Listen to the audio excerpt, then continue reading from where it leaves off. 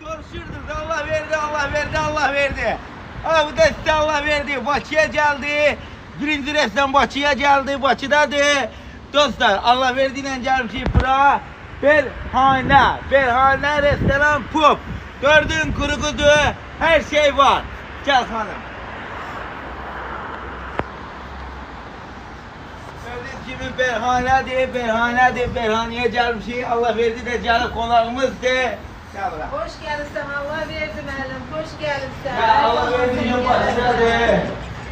Gördüğünüz gibi güzel istirahat merkezidir. Çok güzel, her şey verilir. Canlı müziği izahını gel bura. Canlı müziği değil, gördüğünüz gibi canlı müziği. 24 saat canlı müziği dedi burada. 24 saat her şey var. Pive setler izahı.